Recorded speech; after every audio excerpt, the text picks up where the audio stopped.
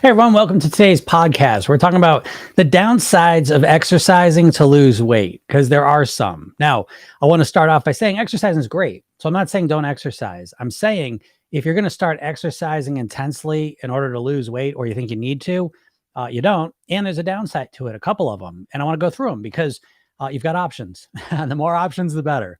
So the first big downside of exercising comes from a cognitive bias that we all have, called the licensing effect, or sometimes called moral licensing. And what it means is that a lot of times humans, once they've done something good, moral, or virtuous, will follow it up by doing something not good, moral, and virtuous. And so, how that plays out with exercising is a lot of times people go and they start exercising, and in their mind, they're kind of like, wow, I just burned 1,000 calories. And they say, okay, so I could have this, this snack. It's only 300 calories. When in reality, it was the other way around. The snack was 1,000 calories and only burned 300 calories. So, this is very difficult not to do. It's hardwired, and that's why we call it cognitive bias. It's very difficult when you do something difficult, like getting yourself to exercising if you haven't been doing it. It's difficult to put all that energy in and do it, and then not kind of overestimate what you did there, and then again bring that into your eating and actually end up eating more than you would have if you didn't exercise.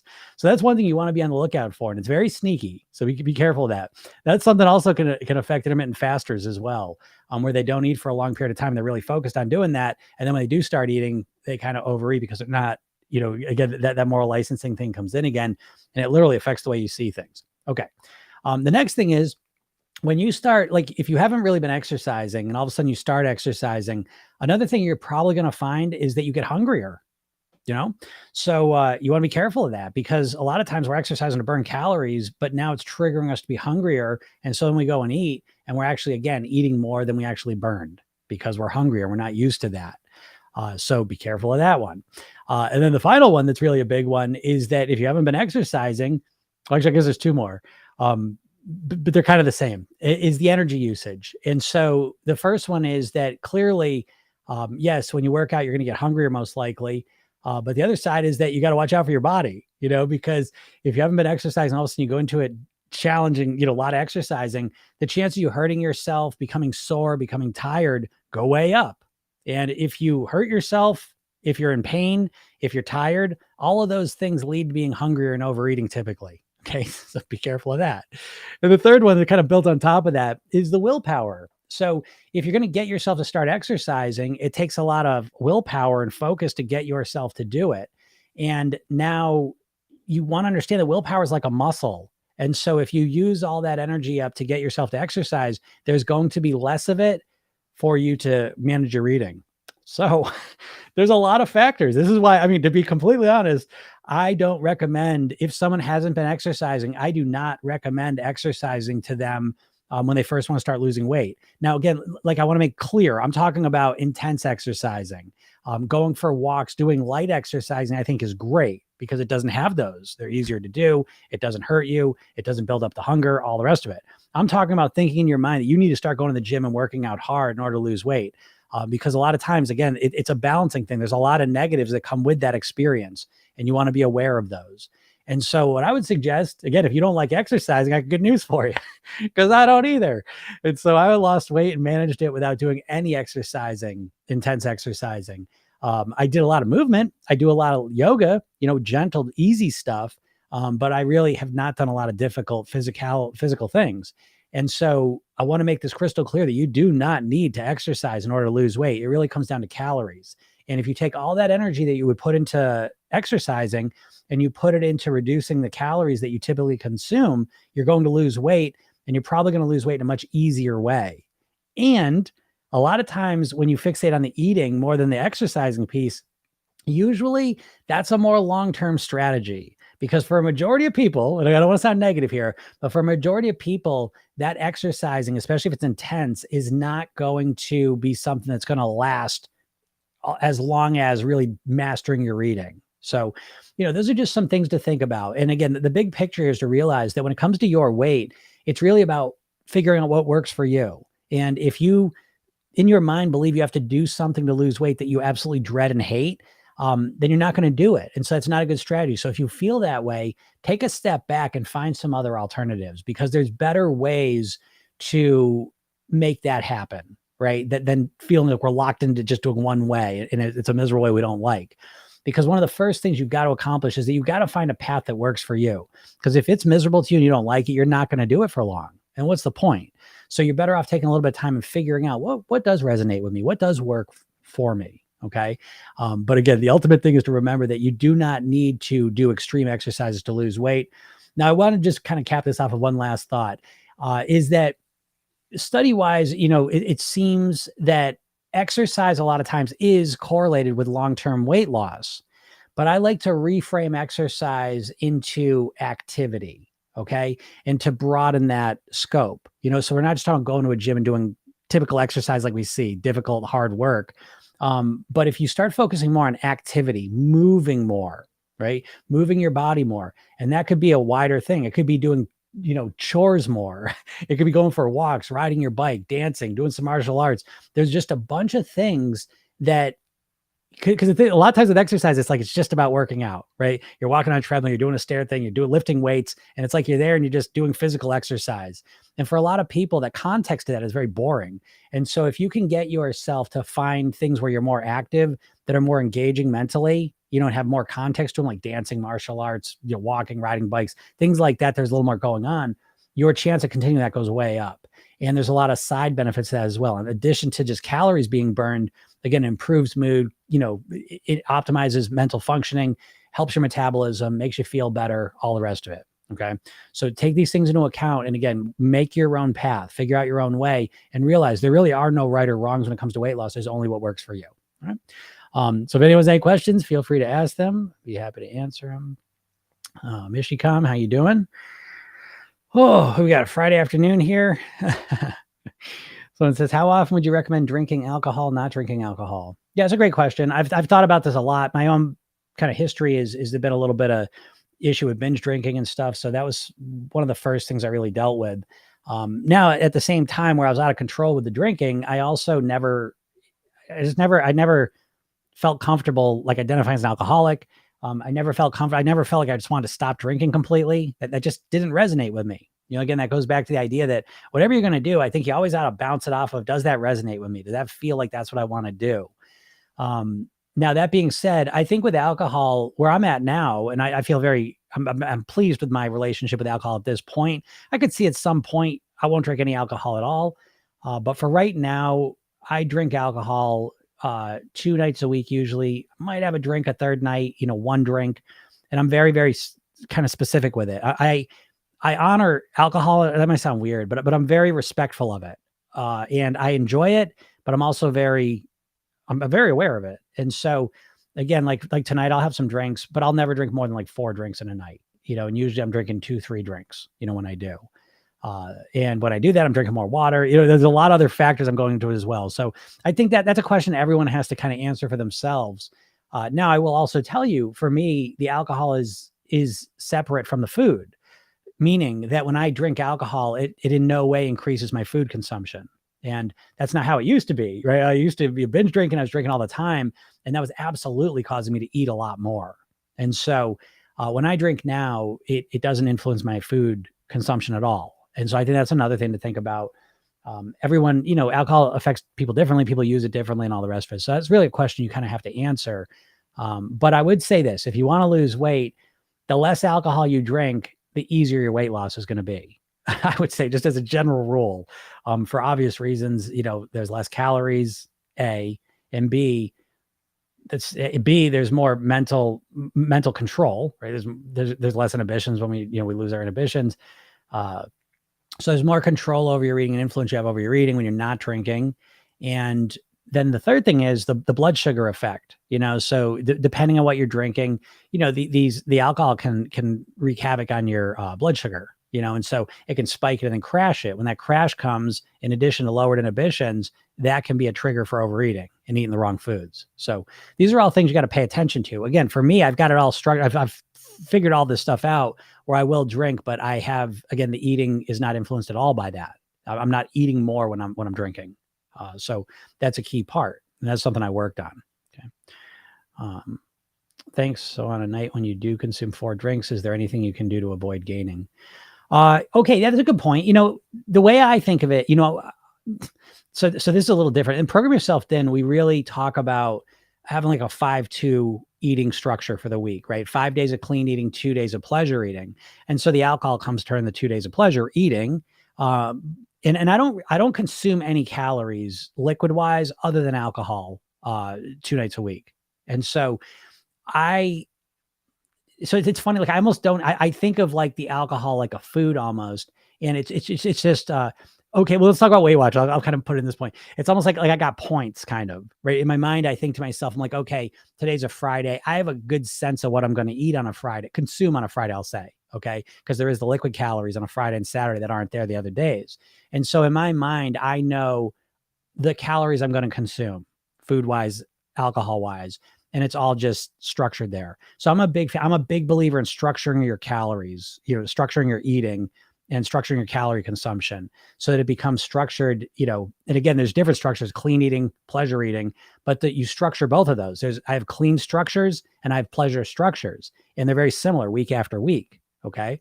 And, so that's how I deal with that. I know just like the food I'm going to eat, I know I'm going to have 3 or 4 drinks. I know what those drinks are. I know how they impact me in all the different ways, calorie wise, inhibition wise, hunger the next day wise. I know what all those things are. And so I've figured them all out.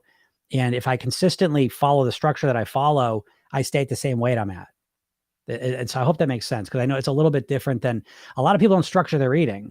A lot of people, one of the key things, and I think is why most people fail to lose weight and master their weight, is that they don't rely on structures. I rely on structures because I'm focused on the subconscious mind. Your subconscious mind is the part of you that runs all your habitual thoughts, feelings, and behaviors. Brushing your teeth, right? That's a behavior that you don't have to think about all the time. You just do it on autopilot. So there's a part of your mind that runs that. And so I really rely on that part. To master my weight, I have reprogrammed my subconscious mind to do the things that keep me at my goal weight. Now, most people, what they're doing is they're trying to use their conscious willpower to consciously try and make the right decisions all the time. And it's overwhelming, which is why most people can't do it. So again, I really build around a structure that runs mostly on autopilot. And I'm there watching, I'm aware of it, but it's mostly just running on autopilot. And that makes everything a lot easier. So I hope that makes sense. High alcohol absolutely leads to poor food choices. Yeah, I get that. Mine doesn't. Now it used to. Again, I can't tell you how many times. I mean, I would just get loaded, and then we would be eating.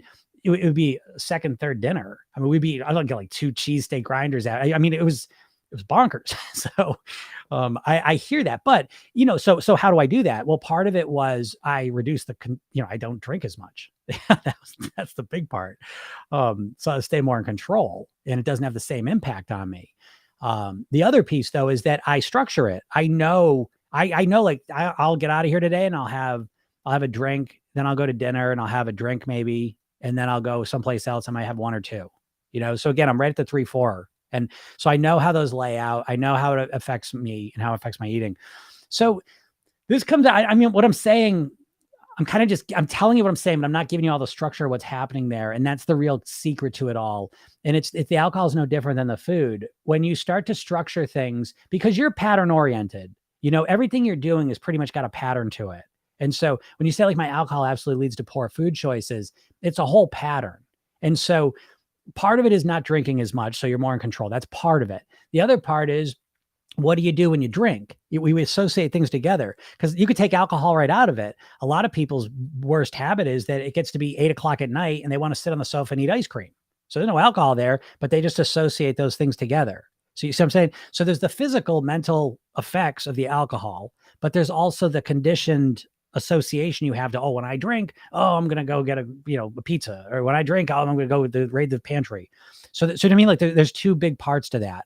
And so you can drink less, and that's part of it. But the other more important part is that when you drink alcohol, you break that association that when I drink, I eat. And that's another part of it. And it takes some practice. I'm not sitting here telling you just because I told you that now that's the end of it. But that's the process that I use to have control when I drink. I started the 5-2 structure eating after finding you, and it really is the best way for me. That's awesome, Don. Yeah, the 5-2 thing is the shit. I mean, there's so much psychology and strategy in that 5-2 approach that it is it's really the cornerstone eating of the whole program. And it's very unique. And the whole program's unique because it's built on like real practical solutions. And the 5-2 is a practical, like real solution for long-term success. Most weight loss strategies are really just built for the short term, try and lose weight as quick as possible. The 5-2 plan is really built for long-term success. Is there such a thing as leptin resistance? Oh yeah, absolutely. Absolutely. However, the leptin resistance seems to be something that is more impactful for people that are obese. And so I don't know. I have not seen a lot of studies in terms of leptin resistance with, overweight, people under that obese category. But leptin resistance is real for sure. And so you can eat a lot and not feel satisfied, right? That's how leptin resistance shows up. And so, there's ways to deal with it. Again, understanding that, so I work with some obese clients. And so it's important to understand, when you eat, your body is telling you haven't had enough when you have. That's part of what you're dealing with at this point. And it's a real factor. And so, but there's ways to manage it too, should kids be worried about weight loss? That's a great question. And I think, I think there's ways. I mean, I say no in a lot of ways because I don't think kids have the psychology to really understand it in a healthy way. Once you start, oh, you should lose weight, it always just seems like it turns out bad and it's not effective. It is usually what I see. Now, that being said, I think that you can focus more on behaviors and lifestyle habits that are correlate with healthier weights. You see, so I would rather with a kid, and I have kids, I would prefer to frame that in terms of being healthy is what I would rather do, but that's just my opinion. So should kids be worried about, I mean, if a kid's, very overweight, I think that's a problem, because it could potentially be a lifelong problem. It could potentially shorten their life, and reduce their quality of life during those times. So it's a factor for sure. I think it's the way you want to address it. And I think that when it comes to kids, I would probably, usually opt to frame it in terms of health, what's healthy, what these foods do to your body, not in terms of weight. Because the foods that cause you to gain weight, a lot of times are foods that also are unhealthy for you for a bunch of reasons. And so if we want to frame it in terms of weight, I don't like that. I don't like that anyways. Trying to lose weight, you don't realize this, but trying to motivate yourself and say, oh, I just want to lose weight. I just want to lose weight. That's almost never enough motivation. You don't have a biological mechanism in your body that wants you to lose weight. Do you understand that? You should understand that. Cause even you as a adult, you think like, you're always like, oh, I just want to lose weight. I just want to lose weight. I just want to lose weight. Your body and brain do not want you to lose weight. They want you to put as much weight on as possible. And so that's why I always say the very first thing we do in the program is talk about motivation, because most people are not motivated to lose weight. I mean, if you're watching this right now, if you're struggling with your weight and you're not losing weight, it's because you're not motivated to lose weight. You don't want to lose weight. You wish you'd lose weight, right? You kind of fantasize and imagine, oh, it'd be great. It'd be great. And so your wish is 10 out of 10, but your wanting to actually do it is very low. And that's the first thing. That's the first hurdle you got to overcome, is that you don't even want to lose weight. So motivation is where we start. And, once you know how to motivate yourself, the whole process becomes a lot easier. But most people do not know how to motivate themselves. And it's because they focus just on the scale. They focus just on the weight loss piece of it. And that's just not enough motivation.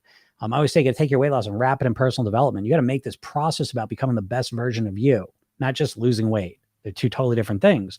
And the personal development framing is much more impactful and powerful. So anyways. How often would you recommend weighing yourself? And if it's once a week, when in the week? Well, okay. So my opinion on this is that when I wanted to lose weight, when I was losing weight, I dropped 50 pounds. When I was actively losing weight, I weighed myself every day. And that's what I recommend to people. Now, my number one rule in programming yourself thin is that there's no right or wrong. There's only what works for you. So I have people in the program, they're like, I hate the scale. I'm getting rid of it. It's too emotional. There's it. Great. You do what you want to do. Okay. So I support anything. There's a thing called the weight registry study, which is, I think it's over 40,000 people now, people that had lost weight and kept it off for years. And it's a study about like, what do they do? What are the commonalities? And so one of the things is like, I think like 66% of them weigh themselves every day, but that also means 34% of them are not weighing themselves every day and getting results. You see? So there's always what works for you. But in defense of weighing yourself every day, there's a couple things I like about it. the first thing I like about weighing yourself every day is that you start to understand your body better. I was shocked when I started weighing myself every day. I was shocked at the variations that could happen in weight just in a day. And I don't know why, salt water, whatever. But my weight could change 5 pounds in a day, 24 hours. And that was really crazy to me. But the other thing I learned that was really valuable is I realized that like if I started eating well, it would usually take a couple of weeks for the weight to show up, like the weight loss to show up consistently. Again, the weight always fluctuated, but it would kind of take 2 weeks for the weight to like I could tell, okay, now it's lowered, you know?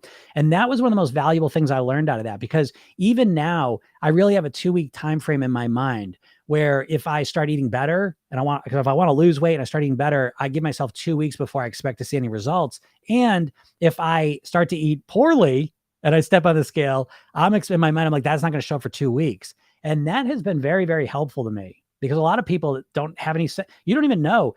Everyone's body is different. You know, that's one thing I could tell you for sure. They've done studies where they bring people into a lab for 30, 60 days, and they're literally measuring every single calorie they're doing. They're measuring like how much exercise they're doing. It's very, very scientific. And what you find at the end of the study is that people lose weight drastically different. Some people lose a lot of weight. Some people lose a little bit of weight. And so every body is different. And so in your mind, you've got this framing. I almost guarantee you're thinking 2 pounds a week, somewhere around there. And you're thinking that because of just a lifetime of dieting, marketing bullshit. And you don't even know your body, perhaps. You know, you may not even understand what your weight fluctuations are. You may not know how long it takes your body to lose weight. What if you're a slow losing body? So what? You just got to readjust your expectations. If you got a slow losing body and you're thinking you'll lose 2 pounds a week, how many weeks are you going to be doing until you're completely discouraged? You know, this is such an important conversation. And I don't know how you get to the answer without weighing yourself regularly. Okay. So that's, and then one other piece of that, just technically with a scale, is that if you weigh yourself once a week, especially if you're a woman, I mean, geez, one Monday to the next Monday, who knows? Like, you know what I mean? Like, what if, let's just say, so my weight would fluctuate 5 pounds. Let's just say your weight fluctuates 3 pounds, potentially a day. It could.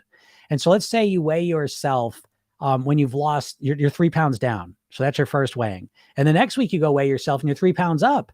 Now it looks like you gained 6 pounds, right? And now you're just devastated. You're like, oh, I ate better and everything was better. And what the hell happened? You know, but if you weighed yourself the next day, you might found that you came down 4 pounds. So this is all I'm saying. So if you're not weighing yourself every day, so this is why I would say it's almost like you're better off weighing yourself every day or just not using the scale at all. And if you're actively wanting to lose weight, I don't know why you wouldn't want to use the scale. I do. And we'll talk about that in a second. So that's why I believe in weighing myself every day, but that's my opinion. Now, the second thing I like about the scale is that it brings you face to face with all that emotional bullshit. You know, if you're so scared to get on the scale, to me, that's just evidence of a deep-seated fear that is going to prevent your success, or at least, you know, sabotage a lot of the results. In an ideal sense, in an ideal world, I know this may sound like a stretch for you, but ideally you want to look at that scale like it's the speedometer of your car, you know, where it's like, if you look at your speedometer, you're not scared to look at your speedometer. I mean, if you're speeding, you slow down. If you're going too slow, you speed up, you just adjust. And that's where ideally you would like the scale to be, where it's this unemotional thing, where it's just a measurement tool. And whatever the measurement says just helps you, you know, adjust and readjust where you go from there. And so that's how I kind of look at that. A lot of people disagree with me, and that's fine. You know, again, there's no right or wrong with this, but I just speak my piece. You know, that's what I think, and that's what I did, and that worked for me. So anyways, going to Ringo's Star Show tonight, do absolutely using freedom. That's awesome. Yeah, I'm busy programming myself then. That's awesome. Good job, Don. You're onto it. Thank you.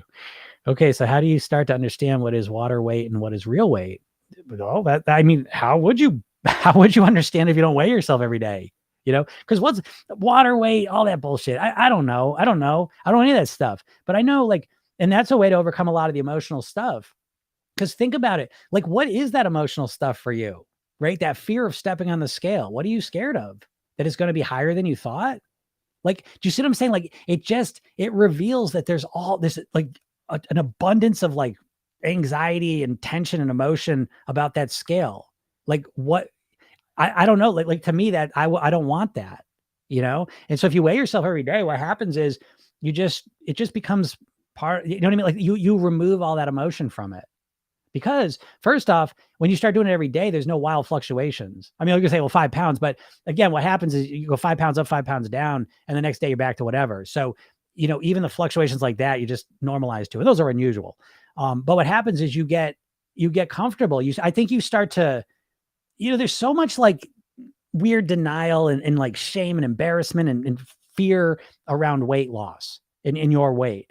And I think coming face to face with the truth is always a good thing. It removes a lot of that emotional turmoil that's under the surface that's impacting you.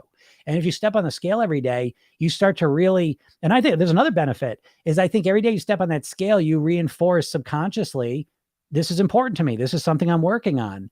And so you step on the scale and you make peace with the weight it says, and you step on the scale and you make peace with, and the biggest thing, I didn't even mention this, the biggest thing I learned from stepping on the scale every day is you start to realize what impacts what, and you start to get a sense of how your body operates. What is water weight? What's salt weight? What is fluctuations? What's not? What did I eat yesterday?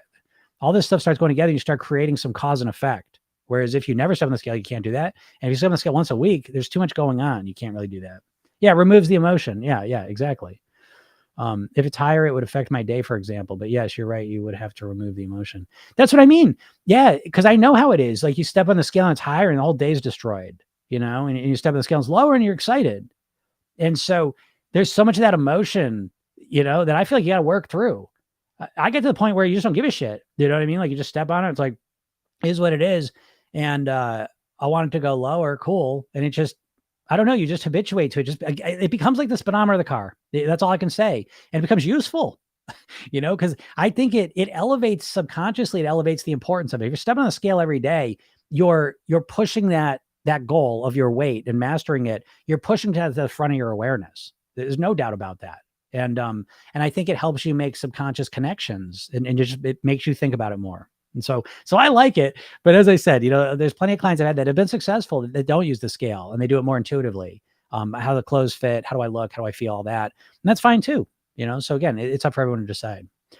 So do you think getting on every day encourages you to make better decisions? I do. I mean, it definitely did for me because it keeps it front of mind, so it's like if you step on the scale every day, it's like you start, there's a question I always ask, and I always encourage my clients to ask themselves, and it's, do I even want to lose weight?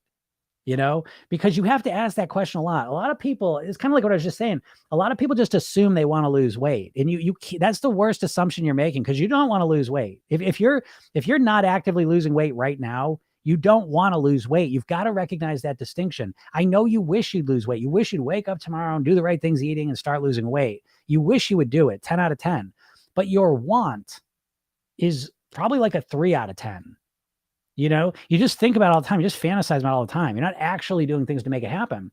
And just stepping on the scale is a step in the right direction. Because even if you just step on the scale every day, it's bringing it in front of mind. How do I feel about this? What do I want to do?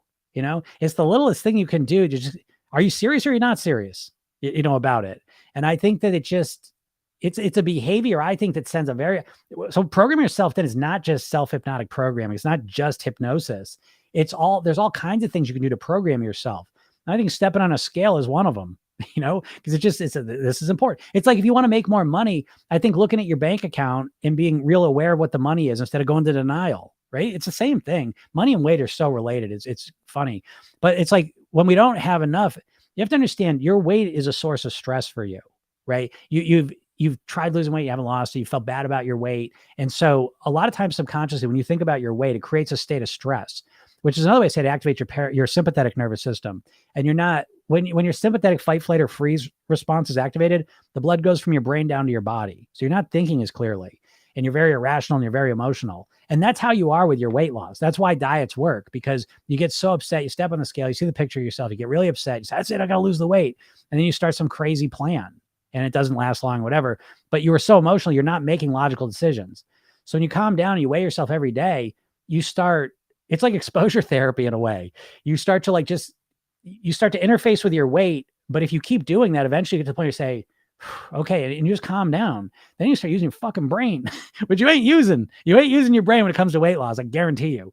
And now you start using your resources and your creativity and your clarity and your logic and your rationality to create strategy systems to master your weight, not like the tactic of, oh, I'm just going to do keto. Oh, I'm going to intermittent fast. I'm doing this one thing. You can do one thing. Your eating and your weight is like, it's so embedded in so many different things. You need a comprehensive plan to master your weight and program yourself. Then there's a mindset blueprint, an eating blueprint, and a lifestyle blueprint. You need these three things, and you need to master them in order to have any chance of mastering your weight. The diet thing is like one tactic that you're going to do for a little while and lose some weight. And then you put it back on because you didn't really make any profound, deep changes. So, anywho's, Grace says, I've been in a calorie deficit for 3 months and I haven't lost anything. Any tips? Yeah, this happens. The first step, and I hate to do this to you, but it's just the most common thing, is that how do you know you're in a calorie deficit? And I know no one I know you don't like when I say that, and I understand that. But 95% of the time when people aren't losing weight over 3 months. Now, if you're in a calorie deficit for a month, I'd say that's not enough time. A month's not enough time, folks. Your time frames are so short, and that's one of the biggest problems you have. But anyways, so 3 months, so that's a while. If you haven't lost any weight being in a calorie deficit for 3 months, my first thought is that you're not really in a calorie deficit. So don't get mad with me. I know it upsets you when I say that. But it's probably the truth that, the challenge is, when you're trying to do this on your own, it is a challenge. I'll give you an example, right? So it's like, if you close one eye and look at your nose, you see it. Close your other eye, look at your nose, you see it. But open both eyes, your nose disappears, right? Your brain deletes it. So there's no value in seeing it. Your brain is always deleting, distorting, and generalizing things. And there's a good chance that you're eating more than you think you are. A good chance. And so if that's not the case, there's other reasons, but that's probably the case. So we'll see if you respond to that and tell me you're doing. Great explanations. Thank you. You're welcome. You're welcome. Lost count of how many diets I've done. Your info is beyond informative. Thank you so much. I really appreciate that. I get it. Yeah, that's every client I work with. I always joke. The hypnotist is the solution of last resort, right? No one starts with the hypnotist, and that's the thing. So, I get to help people. I love it. All my clients, most of my clients are in their 40s, 50s, 60s, because they've tried all the diets. It's not when they don't work either. That's the problem. The problem is when the diet works and they lose the weight and then they put it back on. That's usually, most people can only handle that once or twice because it's so devastating. And worst off, it creates this belief subconsciously that, what's the point? Even when I lose the weight, I still fail, And once you start having that belief, it's very difficult to get started with anything. And so a lot of my clients are in their 40s, 50s, 60s, and they think about weight loss all the time, but they can't get themselves to start a plan because they have a deep-seated belief that the diets don't work. What's the point? And the big problem for most people is, and this is intentional, the diet industry is enormous. I always think the obesity conspiracy is three main players: the food companies, the diets, which are the same as the food companies, and the medical establishment. Well, the food companies, obviously, we understand how they're contributing. The diets are the same things as the food companies. Weight Watchers was owned by Heinz. Jenny Craig was owned by Nestle. The company that owns Atkins Food Products, the same company that owns Auntie Anne's Pretzels and Cinnabon. The company that owns Slim Fast, the same company that owns Ben & Jerry's ice cream. These companies don't want you to lose weight. It's just one more bullshit thing they do to make it feel like you're doing something for it, but it doesn't work. And then the medical establishment, listen, the whole thing's built around treating symptoms. They ain't looking for the cure. They'd rather come up with a medicine to help deal with type 2 diabetes than help you not get it in the first place. And so you're really left on your own. And so a lot of clients I get, they're successful, they're smart, intelligent, but they can't get control of their weight. And they think about it 24 hours a day. They can't get themselves to take action.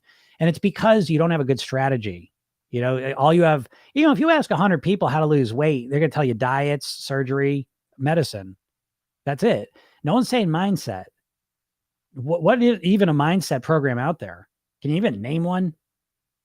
And that's the craziest part, because your mindset's the biggest thing impacting your weight. Bigger than your hormones, bigger than your insulin resistance, bigger than your menopause, bigger than your Hashimoto's, your PCOS, all of it. Your mindset's the number one thing affecting your weight, and you never work on that. And I don't blame you. There's nothing out there. I've been doing this for 30 years personally, 20 years professionally. I've done over 5,000 private weight loss sessions. This is what I do. Read 50 books a year. I'm obsessed with this stuff. And I've had to create the plan myself. I've spent over 20 grand, like on my own weight, my own certification, understanding all this stuff. And so I had to kind of create it myself, because you name one place. I don't, who's talking about mindset in any sort of like systematic, practical way that you can use to move towards your goal. And this is all I do. And so, I get everyone comes to me and they're like, I've done everything. No matter what I do, nothing works. I've tried everything. Nothing works. You haven't tried everything. You got to banish that thought from your mind. You haven't tried everything. Have you tried? Okay. Yeah. Noom. And I don't buy Noom. I think Noom is a bunch of psychological factoids and calorie counting. I don't think that Noom is very practical in any way. I think it's just more information. And here's the problem. Here's the biggest thing I'm gonna share with you, and you buy into it or you don't. Information does not equal behavior. Remember this, because if I ask you, do you know how to write with your hand? You know how to write, right? You can write a sentence. You can write a paragraph. You can write a whole page if you wanted to. You know everything there is to know how to write. Could you do it with the other hand though? No. So knowing how to do something and being able to do it are two totally different things. And so even Noom, I'll give you that. They go to psychology, but they're just giving you facts, just giving you factoids. Oh, this. That's not going to help you change. So it's the process of how do you get yourself to actually think, feel, behave like a thin, healthy version of yourself. What strategy do you have? And I don't see anyone with any strategies out there. I mean, I see me, So what's my strategy? Let me just give you an example of what I mean. So my program, first of all, I think you got to think different. I think that's the number one thing you got to change if you want to master your weight. So how do you make that happen? Do I teach you stuff? Yeah, obviously. But I know the most important thing is you practicing it. So how do you practice it? How do you practice being a thin person when you've been overweight your whole life? How do you do it? Well, I'll tell you what I've come up with is that as soon as you get my program, it's delivered through the phone. So you wake up tomorrow morning, there's a message from me. It's an 8-week program. So you wake up tomorrow morning and there's a message from me. You click on it and it opens up a 5-minute hypnosis session. Every day you get a different 5-minute hypnosis session with a different weight loss mantra in it. And so you relax, you calm down, you connect to your goal, you get a new thought in your mind to think like a thin person. And then you go about your day. But now you're feeling different, thinking different. And then at night you come home and you get another message. Hey, do you program yourself thin technique? It's a 2-minute self-hypnotic programming technique where you do a redo rehearsal. It's really easy. And you clarify and connect to the person you want to be. And then there's a sleep hypnosis session, a 10-minute session at night that you can listen to if you want to, again, with another core weight loss mantra in it as you drift off to sleep. And then there's blueprints. How do you want to behave? Right? I could give you all the facts in the world. You need to create, I think, your own blueprint. There's a mindset blueprint, a lifestyle blueprint, and an eating blueprint for how you want to think, live, and eat that fits for you to live at your goal weight.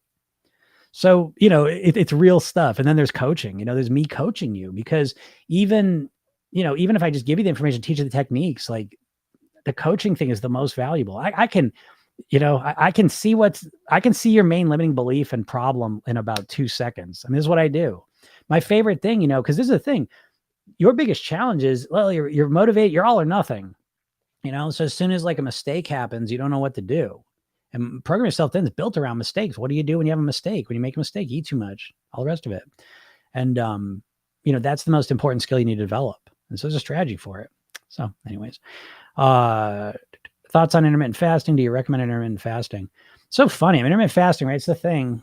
It's, it's always something, that's what it is for me. It's always something different. So what do I think about intermittent fasting? Now I intermittent fast, but I do it differently than a lot of people. And someone I saw wrote that, and I think that's the quick answer. If it's sustainable for you, it's best. Great. Yeah. If it's sustainable for you. And if you hate it and you dread it, then it's horrible. Intermittent fasting is just a strategy to consume less calories. That's all it is. And so for as many people as it may work for, there's just many people it doesn't work for.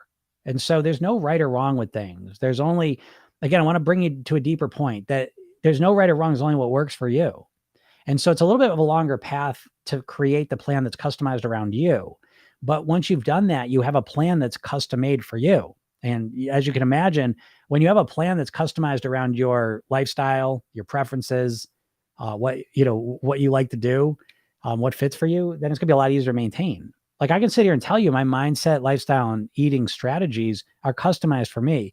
So I love them. I love it. Every day I love it. I want to live this way for the next 100 years. I'm not looking at like, oh, Christ, another month. And then I've lost the weight. I'm not white knuckling it. I love living this way. And I love living this way because it's not just that I'm able to master my weight. It allows me to be the best version of myself that I can be. It allows me to be the best father I can be, the best husband I can be, the best son I can be, the best friend I can be, the best, all the rest of the things, relationships and identities are important to me in my life, it helps me succeed with those. So again, my motivation for living that way, thinking that way, eating that way is much bigger than just my weight.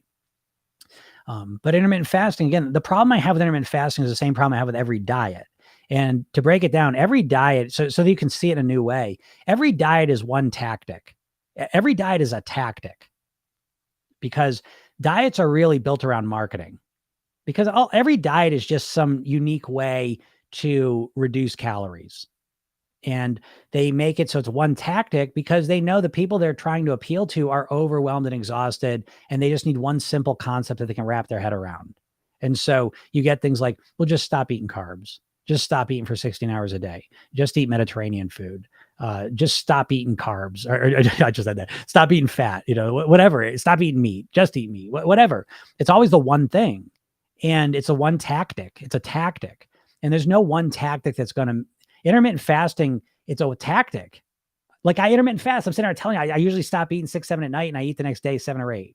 So I use it, but it's one tactic amongst many, many, many, many tactics that creates a system and a strategy, a complete holistic strategy I have. If you've been dieting trying different diets and trying to lose weight for 30 years, and now you're just going to try intermittent fasting, it's not going to work for you most likely.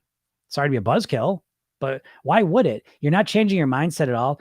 Listen, you want to know the biggest part of mindset that needs to change is your identity, your self-image. You may not even realize this, because if you've been overweight for a while, you don't like being overweight, but you're comfortable with it. You're familiar with it. And that's an important thing to realize, because your brain is a prediction machine. That's its main job. And your subconscious mind loves to maintain the status quo because it helps it predict more effectively. So if you've been overweight for a while, you don't like it, but you're familiar with it. You know how to get by in the world as an overweight person. And so there's a lot of security there. There's a lot of comfort there. And so you changing, see, no one ever thinks of this. You just think you're going to lose weight and then turn into a different person. You're not. I've done over 5,000 private weight loss sessions, and all of those people have lost weight at some point. I said, well, what happened? You lost the weight and you put it back on. What happened? And it's always some version of, I didn't feel like myself. I didn't feel like myself. I felt weird. And that again comes back to the self-image, the identity we have. And so once you do get motivated, that's the first step, is actually getting motivated. That's the first thing we cover in the program. The work really begins by transforming your identity. You identify, let me put it this way. Your weight is a physical projection of your mental self, right? The way you think about yourself is projected into your weight. And until you change that, you're never going to change your weight for long. Don't believe me? How do you think people that get fucking surgery, people that literally get surgery to shrink their stomach to this big, put the weight back on? How do you explain that? Right? So ultimately, it comes down to how you think about yourself. And until you start working on that, the chances of you losing weight for good are very, very low.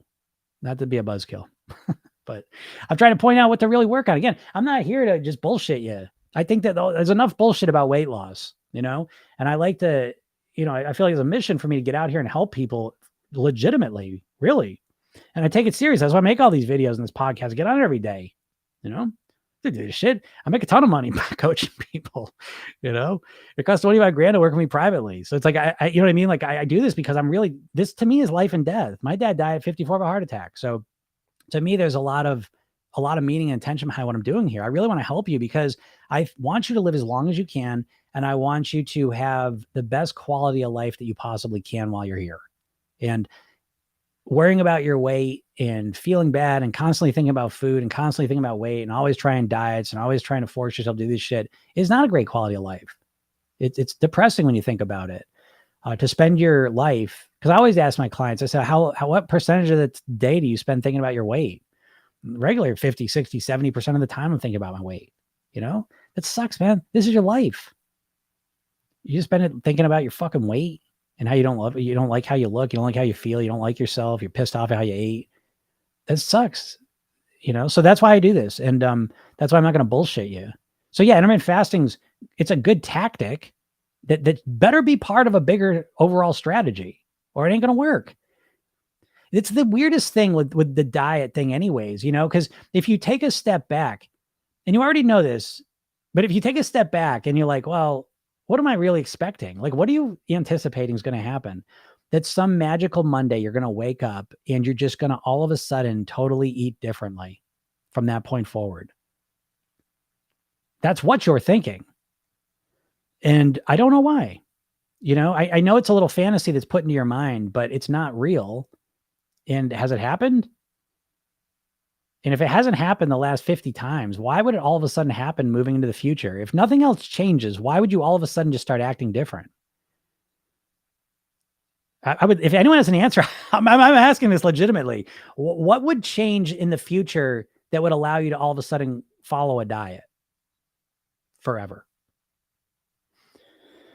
What would happen? I don't know. But there's it's this delusion that people live under that there's just someday I know what I got to do. I just got to get myself to do it. And then someday in the future, I'm just going to do it. Why? Why wouldn't the same things that have stopped you in the past stop you in the future? Because you're not changing anything, whether it's intermittent fasting or it's keto or it's paleo or it's Weight Watchers or it's low fat or, you know what I mean? Here's a way to see through the diets, by the way, because they're always different. So they dazzle us with the differences in what their theories are, what the strategy is. But where they all end up being exactly the same is they're always saying, do this. They're telling you what to do, and they never show you or help you to get yourself to do it. And that's your main problem. The problem isn't that you don't know what to do. You know the foods and you know the shit you're doing that's the wrong shit. The problem is you can't get yourself to stop. You can't stop yourself from doing it. You can't get yourself to do the right stuff, which is the core problem. You have almost no ability to influence your behaviors in a long-term consistent way. And that's because you have one tool. Your one tool is willpower. You try and use willpower to force yourself to follow whatever plan you're going to try and follow. And it lasts for a little while, and then you exhaust your willpower and you just go back to how you always were, your subconscious programming. So yeah, don't mean to sound depressing here, but if you're going to fix the problem, you got to recognize what the problem is first, and the problem is not that you don't have the right plan,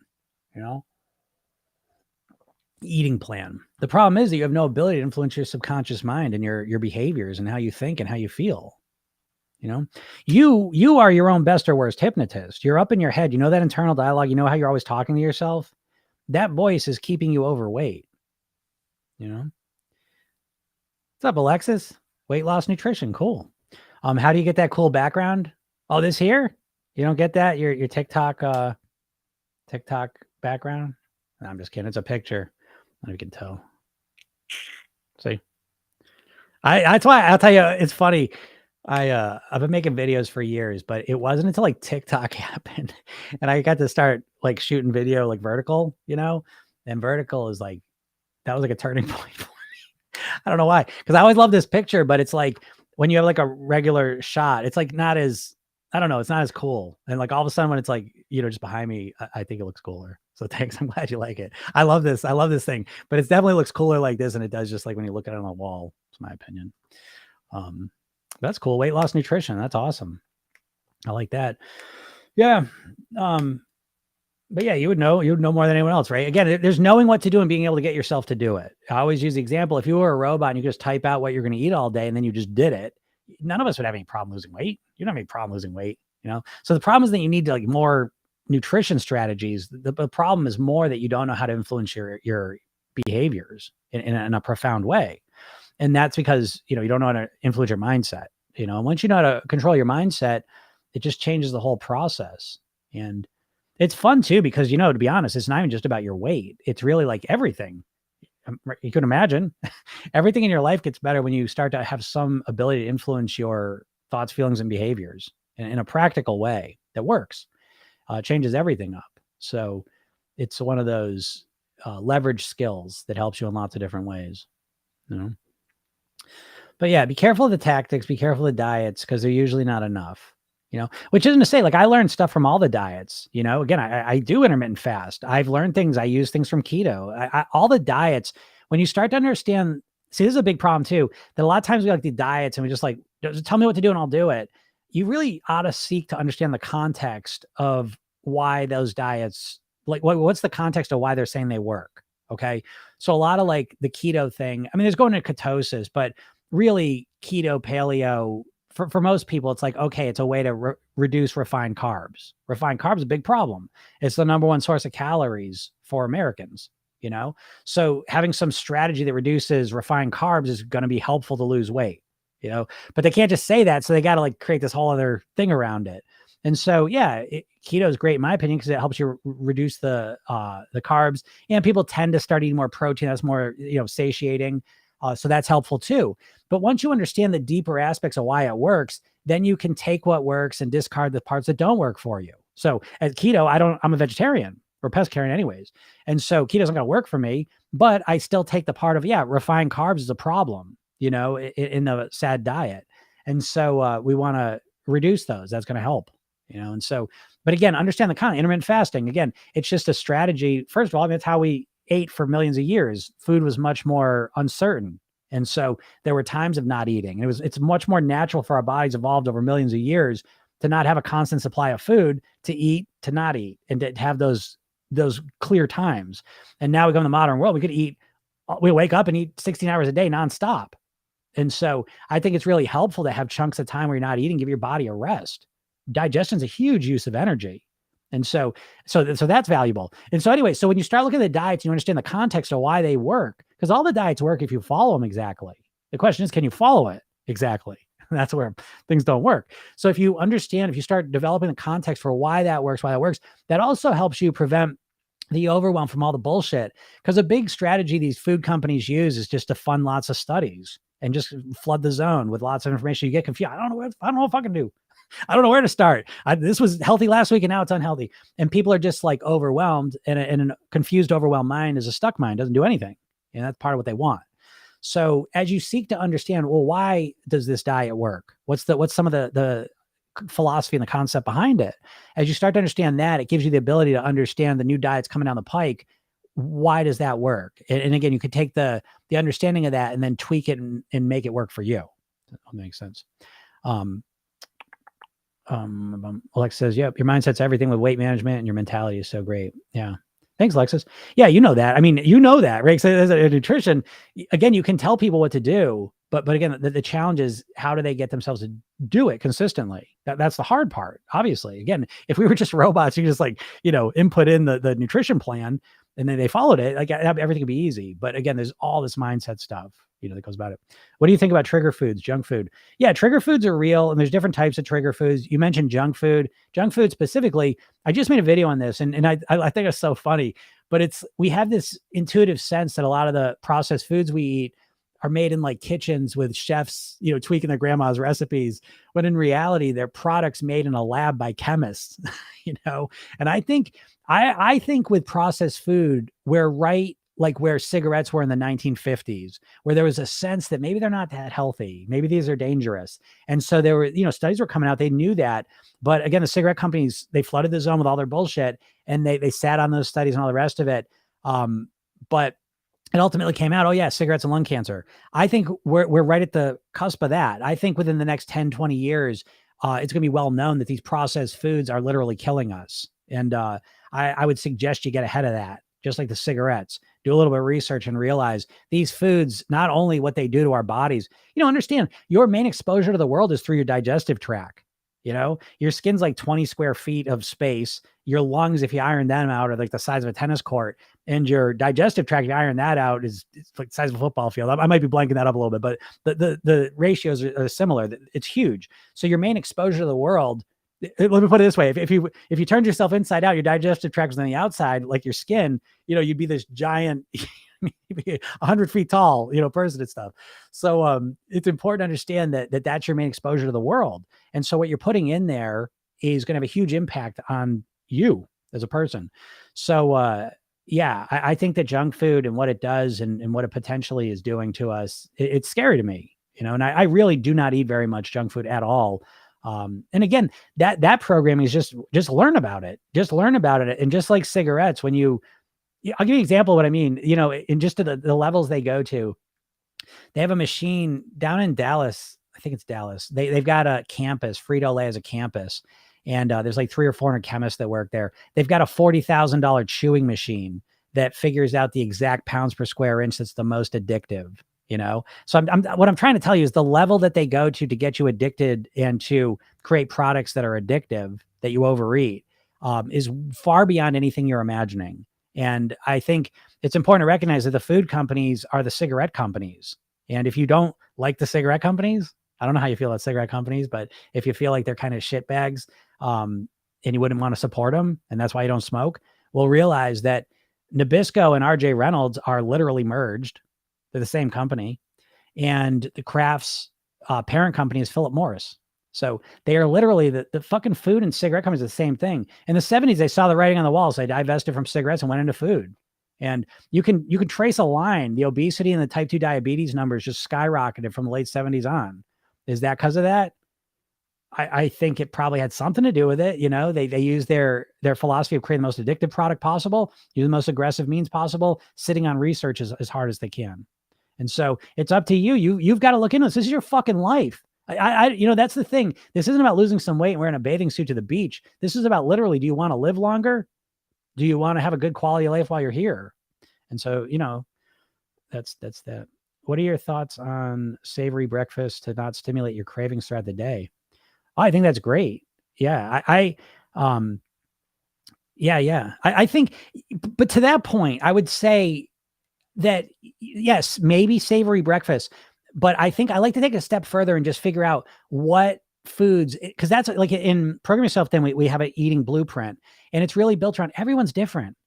That's just fascinating. I always talk about like lactose intolerance, for example. It's like almost 100% of Asians, most African Americans are lactose intolerant because where they've lived, there just weren't cows. They weren't drinking milk. So they never developed, the ability to produce the enzymes to digest it. And then if you lived, white Northerners were drinking milk for a long time. So they developed the ability to digest the food. That's just one little example. So I think there's lots of this, that a lot of how foods affect us is very unique because we're all just unique creatures genetically and in our makeup. And so I like to take a step further and say, figure out, test, experiment. If I eat this, I feel satisfied throughout the day. If I eat this, I'm hungry right away. I've done this. I used to like just eat all day long, but breakfast to lunch, I would usually like have my breakfast. It would be white toast, Jif peanut butter with sugar in it, cereal with sugar in it, milk. And then I would, within an hour, then I'd have a donut, muffin, croissant, one of those, and then have my lunch. And so it was a process of elimination, experimentation to get to the point, well, what can I eat for breakfast that satisfies me till lunch?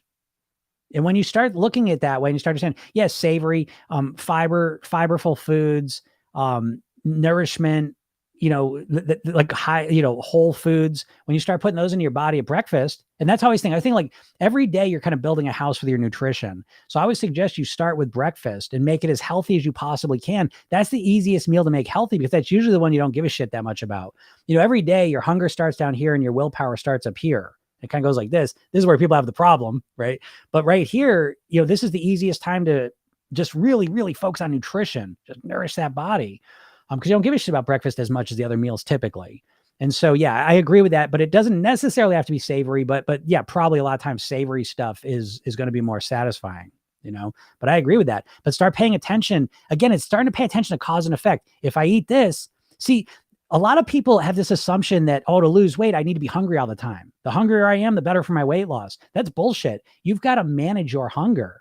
I wake up and within an hour I'm eating. And so my hunger is at a good level and I'm kind of surfing I'm comfortable. So I'm never that hungry. So it's easier for me to make healthier choices, So I agree 1,000% with that though, that you really want to figure out which foods don't stimulate your cravings, which foods just kind of keep you kind of even keeled.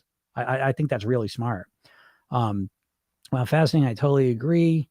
The dopamine hit with cigarettes and junk food is so similar. Yeah. Cigarettes. You should study cigarettes. If you want to understand the food situation we're in, I think you should study cigarettes. I always say, like, if you shot me back 100 years in a time machine and I just went up to a smoker and said, hey, you shouldn't smoke, that's dangerous for you, they'd look at me like I was crazy. They used to have commercials with which cigarette's the healthiest, with doctors in it, smoking, The paradigm around cigarettes was completely different. And so you need to understand, and that's fucking cigarettes where you're putting smoke into your lungs. And people didn't intuitively say, I think these are really bad for me. So you have to understand your intuitions are not, they're all conditioned by culture and programming. You're not like this person who's like, because think about it, even with cigarettes, People like 100 years been smoking and like not even realize it's that bad for them. So it's the same thing happening with food. You don't realize just how damaging it is to your body. Yeah. And then the dopamine thing, don't even get me into dopamine. That's a huge part of it.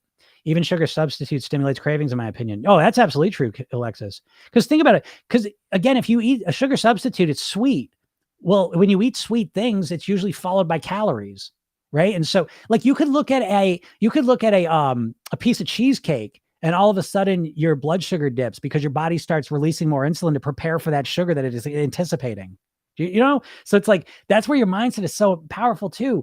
And so when you put some fake sugar on your tongue, it's stimulating your appetite because your body's getting ready to digest calories now, because that's what sweet means in nature. The other piece of sugar substitute, I don't recommend it, is that it calibrates your tongue for sweet, unnatural flavors. So that even if you're eating, sugar substitutes, no calories in it. Oh, this is good. Bullshit, because you're eating that and it's so sweet. That's what your tongue's getting used to. So now when you go eat some normal, natural, whole foods, it tastes like shit. It tastes bland and boring. And so you don't want to eat it.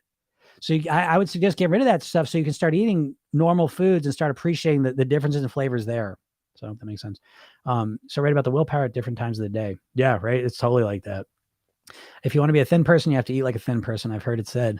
Yeah, that's exactly right. And in order to eat like a thin person, though, you need to think like a thin person. And that's the part where people miss. That's the part that precedes it. So important, and that's the part that really, again, program yourself thin. That's the part we focus on, is really getting your thinking right, because your behavior is going to belie. Most of the time I'm on track, but then sometimes I'm not on track. Okay. But I have strategies to deal with that. So you can never just, with weight loss, we've been conditioned to be all or nothing. We approach weight loss like it's a sprint. And with a sprint, you have to be perfect. You can't trip at all. You're going to lose the sprint. So embedded in the idea of dieting is that there's this short-term race where you need to be perfect in order to succeed. And so any little mistake feels catastrophic, like a failure. And so you need to change that framing, and you need to start looking at this process as one that's forever. Because again, how long do I keep the weight off for?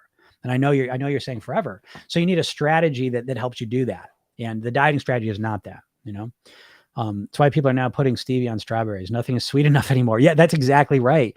There's a part of mastering your weight that is training your taste buds, And so, I always say the thing, I don't say this too often because people freak out, but to be fair, there's a big part of me that I have conditioned my taste buds to more bland, natural foods, I've let go of all the excitement, the flavor excitement of a lot of processed foods, because I look at it like drugs. I always say, like, the more you tantalize your taste buds, the more you're going to have to, loosen your belt, and it's just a fact. So, if you're getting your kicks in life out of putting all of these crazy flavors onto your tongue, if that's your primary source of pleasure, it comes with consequences, and it makes obviously mastering your weight almost impossible. Is being a volume eater a thing, or is that just eating too much? That's a good question. I don't know. What's a volume eater? Just someone who eats a lot? I don't know. I haven't even heard that. I guess I've heard volume eating. Is that like, what's that mean?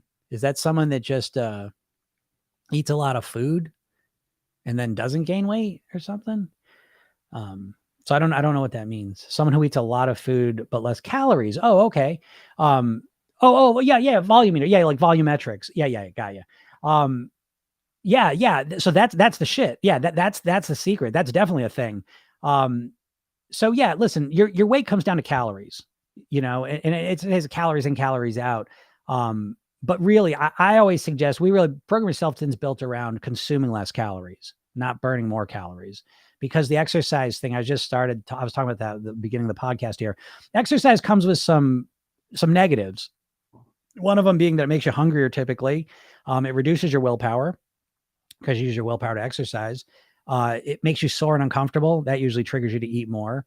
And, then there's the licensing effect as well. So anyways, I'm a big focus on reducing calories. And the best way to reduce calories, exactly what you're saying, volume eating. Yeah, I just thought of it as volumetrics. But what that also comes down is calorie density of the food, And so calorie density is a cookie's this big and there's 100 calories in it. A salad's this big and there's 100 calories in it. Okay. And so the big mistake a lot of people have is they think it's the calories that are satiating them. That's where the satiety comes from. and it's not. It's also the volume of the food. Your stomach has stretch receptors in it. There's a lot of things that influence your hunger levels. The stretch receptors in your stomach are one of them. So as you consume more volume, you feel more full. The next thing, and I think it's the biggest one of all, is because less calorie dense foods. What are less calorie dense foods? Well, spoiler alert: fruits, vegetables, greens, beans, natural whole foods are typically a lot less calorie dense than processed foods, because one of the things that processed food exists to make you eat as much of it as possible. And one of the most addictive things that can be in food is calories.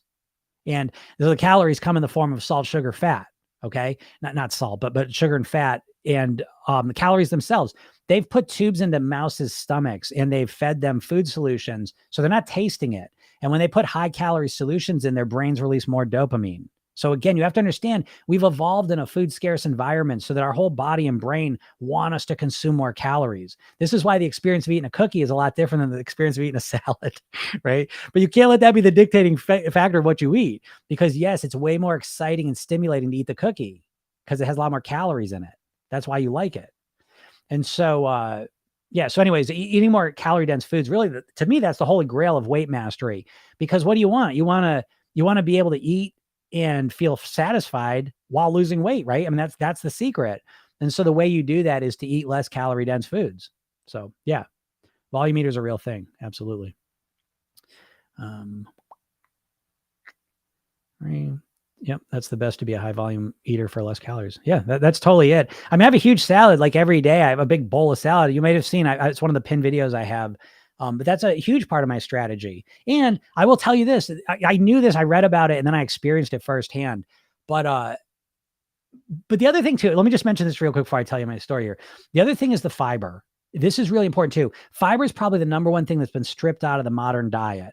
And fiber is so important. And they're like, it doesn't matter because you don't digest it. Bullshit. Because what happens is you consume fiber and you don't digest it. So it stays in your intestines. And what it does is it activates the ileal and the colon brake, which again is another piece of feeling satisfied. So when your colon and intestines are full, you feel more full. And so you don't feel as hungry. That's another piece of the whole puzzle. And so when I don't know, maybe it was 5 years ago, and I don't remember, but I started eating salads. I read How Not to Die, and that really inspired me to eat more nutrient variety and density. And I'd been a vegetarian, but this really even made me, it was a whole nother level. And so I started consuming, I had my old lunch, which was healthy, like Ezekiel, egg, avocado, salsa, banana with peanut butter. That would be it. But every time I ate that, I would still be hungry in the afternoon and hungry going into dinner. And I started eating a salad, big ass salad. And it took a little bit, but within a couple of months, what ended up happening is I got less and less hungry in the afternoon at night. And that was amazing. I mean, to the point now, like I am not hungry at all in the afternoon. I almost never have a snack in the afternoon. And even when I go into dinner, I'm feeling very satisfied. So putting more fiber, eating less calorie dense foods, that is the secret to mastering your weight. Now, how do you get yourself to do that? Well, that's another story, but the actual technicality of eating, again, the volume eating, volumetrics, less calorie dense foods, fiber, that is the easiest way, technically to lose the weight. It's kind of trend now I'm seeing. That's a good trend, Edie. So it's like volumetrics is good. And by the way, like that's all Noom is. Noom is just basically, they just rebranded volumetrics. And so, but it's simple. It's but even volumetrics, again, understand it's another window dressing. It's just another wrapping of eating natural foods. Listen, everyone on the planet should be plant-based. Everyone should be a plant-based diet person. Now you can still eat meat, but the core of your diet ought to be plant-based. And it's as simple as that.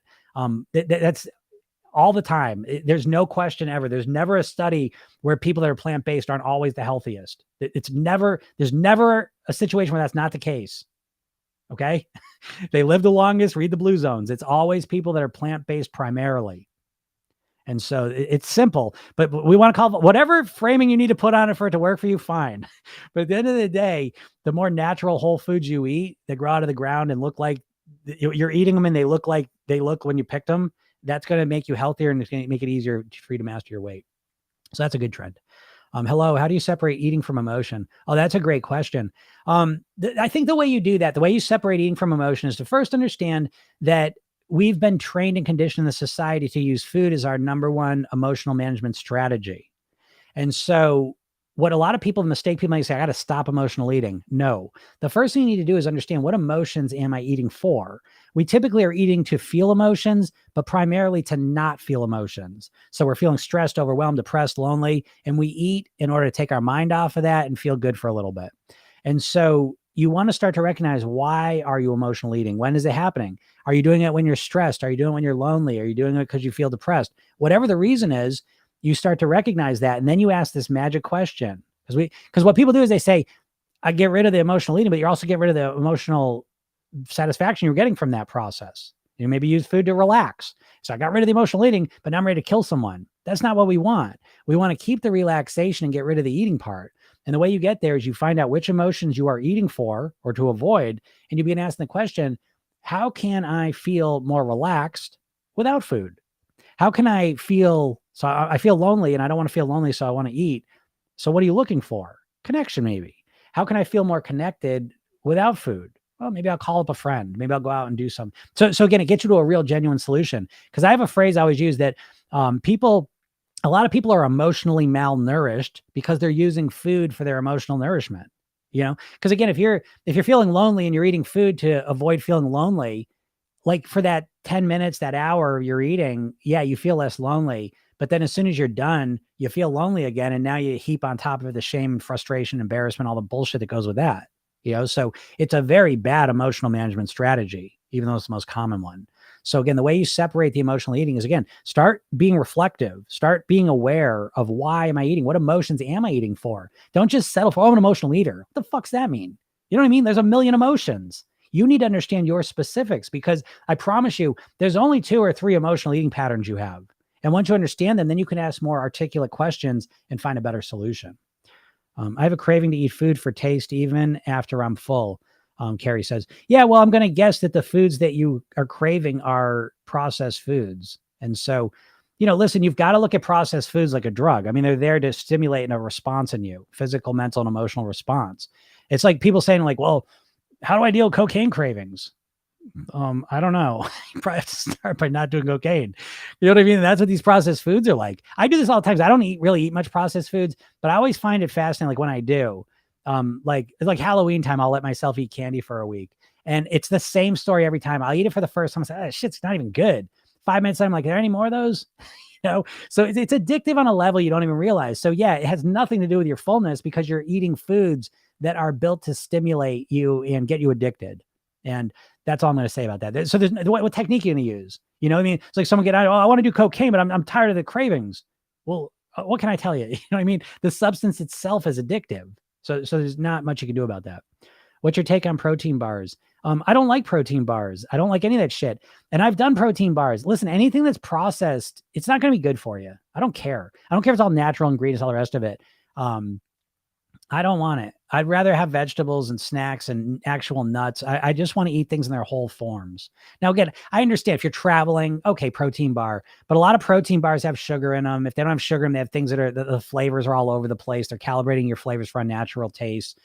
So I don't like protein bars, but if they work for you, cool. But again, understand they're a processed food designed to get you to be hungry and eat more of them. I used to be very active, 10 hours of training per week as an athlete, but then stopped and now having issues. LOL majorly. Yeah, sure. Like high intensity training, but now looking at different options and seeing high volume eating. Oh, I got you. Okay. Got a bunch of salad stuff today. Great job. Yeah, Edie, go to my my videos, because I pinned a video about how I prep my salads. And a lot of people found value in that. It's been a game changer for me. So check that out, because again, it's not enough to, I got to eat more high volume food. Okay, that's great intention. That's like saying, I'm going to learn to play the piano. Okay, great. That's the first step. And now you need a strategy for how you're actually going to do it consistently. That's the key part. And that'll help you, that video I put up there. But yeah, if you put all that energy into controlling your eating, you'll get great results as well. Once I notice I'm full, I want something sweet. Help. I could be stuffed and still want sweets. Yeah, okay. I get that. There's a thing called sensory specific satiety. And that's part of that. That's why, like, if you go to a buffet, everyone knows you can just eat so much because you don't get full. And that's partly because, again, it's hardwired into us that I remember a story I read there. Like, they were watching this hunter-gatherer It was a modern world. They were watching this person was living like a hunter gatherer, and they had found an animal, and they cooked it, and they were starting to eat that, and then they ate some more stuff. They really stuffed themselves, and then they were walking back, and they found a beehive, and they ate all this honey. And so there's a thing called opportunistic voracity that we have built into us, because again, we evolved in a situation where food was scarce. And so if all of a sudden we found an ability to eat more calories in that moment, we can trigger this response as and so yeah, a lot of times we finish a meal and we're full, and then we want something sweet. I have that too. The secret is you don't have to stop it. You just need to come up with a better strategy. So the strategy I use is I'll use dark chocolate. Works for me. And so 2 squares of dark chocolate is very satisfying for me. I'm good with it. But if I don't have that, I feel like I'm wanting it. Although I also notice if I wait 20 minutes, that goes away too. So what I'm telling you is not the specifics, what I'm saying, the process. Try different things that are less calorie dense, that are healthier, and rely on those, and wait till you find something that really works for you. Okay. But that's normal. Staying for this answer too. I listen to your TikToks while I walk in the morning. 2 miles of your voice. LOL. It helps. That's awesome. Yeah. 2 miles of my voice. That's a smart move. Because everything I'm doing, again, I'm a hypnotist. So everything I'm saying, even here, I'm using conversational hypnosis. I'm framing things, and I'm influencing your subconscious mind in a lot of ways. One thing you can listen to that I'd suggest is probably even better is I have the podcast. So if you go, it's on all the podcast platforms, but if you look up Program Yourself Thin, I'm doing a podcast every day, weekday. And so those are usually like an hour. And so, yeah, you hear me talk about different questions and stuff. If you listen to those will change you too. I get those all the time from people. And then if you're really serious, get my program, because then there's hypnosis sessions. You listen to those, and then you listen to the classes. That shit is next level. So if you want to check that out, you can go to my bio and click that link. It's there. Regulating your nervous system regularly. Yep. Getting in tune with my body and emotions has helped so much. I ask myself, where am I emotionally? Yeah. Before I eat. Yeah. That's so much the case.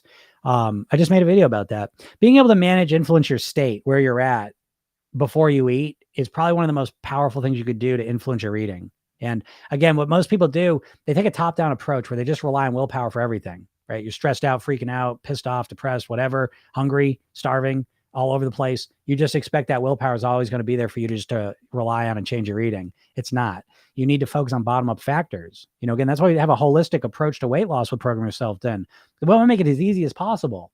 And again, that's where the lifestyle pieces come in. As you start living a healthier lifestyle, in the program, we got 8 specific habits we go through that you implement, and it makes you more relaxed, more calm, craving healthier foods, more balanced emotionally, more willpower, all the factors that make it easier to eat well. And so if you approach it strategically and in a holistic preventative way, the whole process can be way easier than you ever imagined. Do you have any books on your own we can purchase? It's really an interesting topic.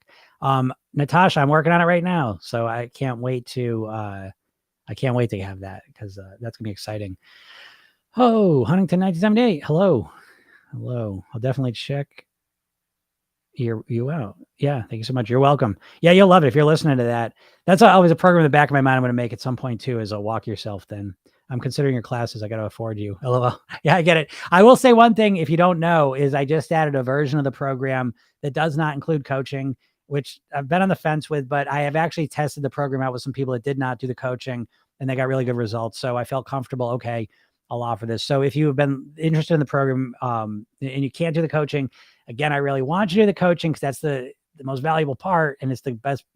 It's a great value right now. And it's not going to be like that for long, because I have to limit how many people are in it. And right now, kind of going through a 3rd iteration of it. And so I've dropped the price on that just to get people in. But I'm going to start advertising it, and it will fill up, and it'll be more money. But anyways, if you don't want to do the coaching, there's a new version of it that is a lot more affordable for people. And so that's an option as well. Lose weight first and then try to gain muscle. Greetings from the Netherlands. Lose weight first and then try to gain muscle. Yeah, that's the way I would go at it. Again, unless you could start off slow, I just think if you start gaining muscle, there's all other kind of factors with it. You're probably going to be hungrier, and there's just other impacts of the working out, and I think those, I'm not saying it's bad. I think working out's good, but I think that also it's important to realize that there's other effects from the working out that are going to potentially nullify your weight loss. It's the same thing with intermittent fasting, and again, I'm not saying, I know, yeah, you regulate to it and then all of a sudden everything's great. But for a lot of people, intermittent fasting, it's a struggle to get through the not eating phase. And then they're so hungry by the time they're eating that they're overeating. I can't tell you the number of people I've had that, I'm intermittent fast, I'm not losing any weight. How's that possible? Well, it's possible because you're overeating when you're eating, and again, it's a big part of it. So we always want to look at the holistic impact of things. And working out and intermittent fasting are similar in that way. That again, I like both of them, but they do have there are consequences. There are systematic effects it has that you should be aware of. So hope that makes sense. All right, everyone, I'm gonna get out of here. Hope you all enjoyed this. Remember, if you want to, well, two things. You should check out my program if you're serious about mastering your weight, because I believe it's the most comprehensive weight loss program that exists. You can learn all about it, but you can go to my bio, click that link, and learn about that.